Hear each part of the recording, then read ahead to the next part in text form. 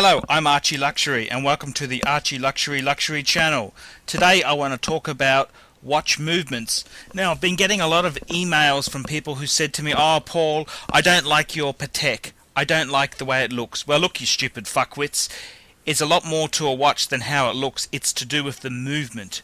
And if you don't like the watches that I have in my collection, go to your nearest fucking big shopping centre mall and buy any mediocre, mid-range piece of fucking shit with a revised ETA movement in it.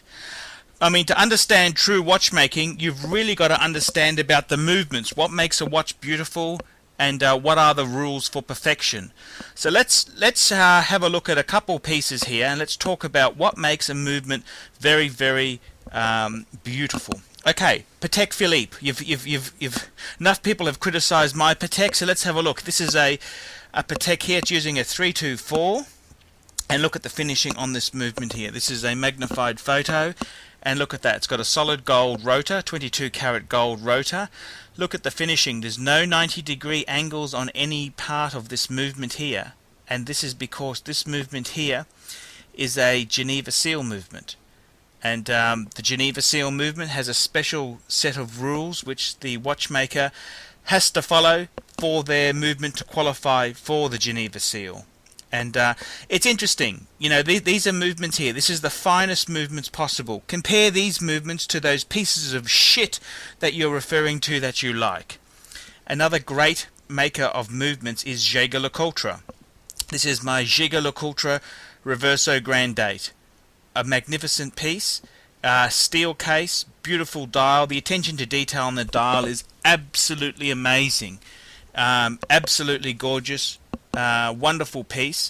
It's using the Jaeger-LeCoultre 875 movement, and this is a very, very special movement because it is a 8-day power reserve type movement.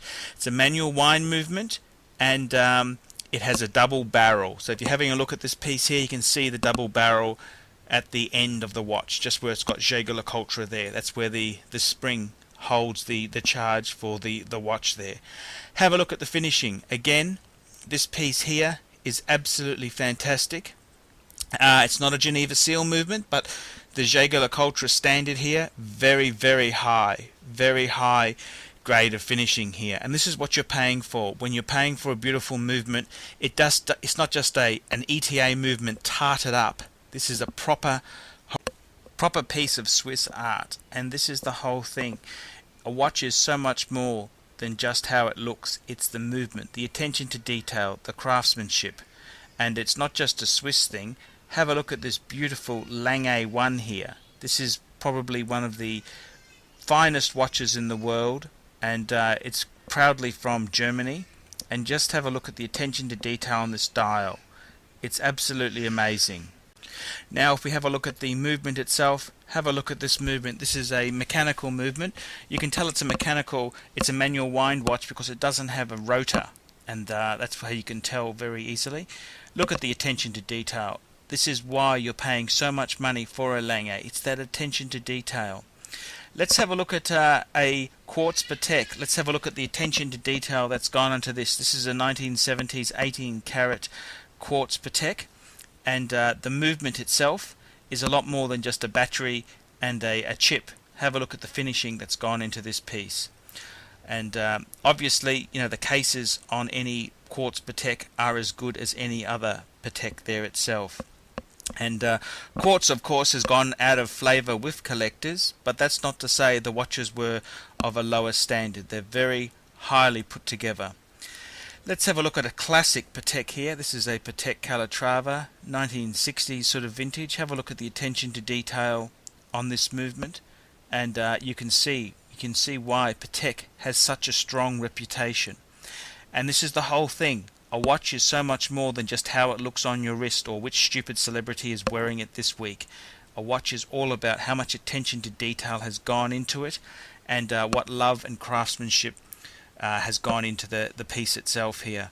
Now let's compare this to, say, a beautiful Rolex. This is a Rolex Sea Dweller, plastic Sea Dweller, quite a valuable watch. What sort of movement, what's the finishing on the movement like in a Rolex? Well, there you go. It's nothing like the Geneva seal movements in the Pateks However, it doesn't pretend to be. This never had a display back. It was always meant as a tool watch, and it's got a very utilitarian type movement. This is the 1570 movement, which is quite a well respected Rolex movement.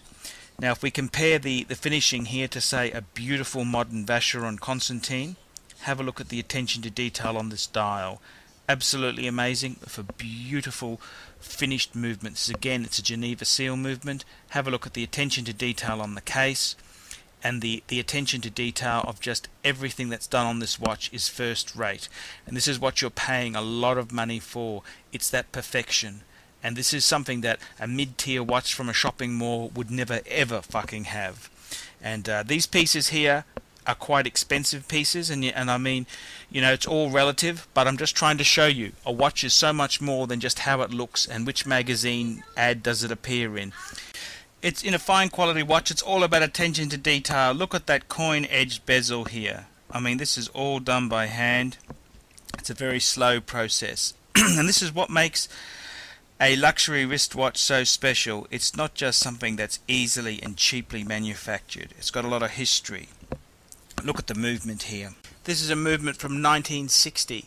It's Vacheron and Constantin. It's not even a display back movement, yet the attention to detail is outstanding. And this is what you're paying for in a fine luxury watch. I'm not saying all movements need to be finished this way. I have a lot of respect for Rolex and brands that don't do this type of work. But what I'm trying to say is, this is what makes a truly great piece. And I hope every collector who watches my videos has one really great holy grail piece which has a movement like this in it. If you understand what these movements are, you know that you need one yourself. And this is the whole thing. You don't need to spend a lot of money. A lot of these watches are very good value for money because they're a little bit small by modern standards, but the movement is outstanding. And this is the whole point. It's not following stupid fickle trends. It's following what is the truth and what is a truly great movement. Here's my Audemars Piguet. Bought it for under $2,000, and it's got the magnificent Audemars Piguet ultra slim movement, and it's the 2003 movement. Absolutely amazing. How does that compare to, say, a modern Omega? Here's Omega Speedmaster with a clear back.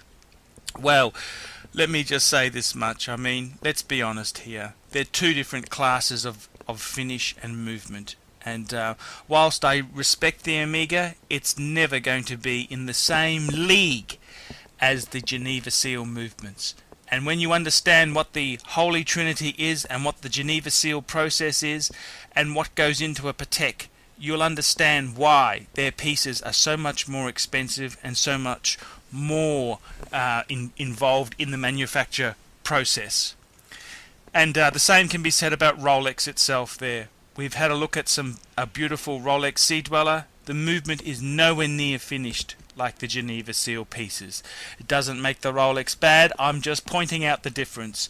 And I want you to understand what makes a truly great wristwatch great and what makes a normal wristwatch just a normal wristwatch. I'm ArchieLuxury. Tell me what you think, and please, no more stupid comments saying that you don't like my Patek. Goodbye.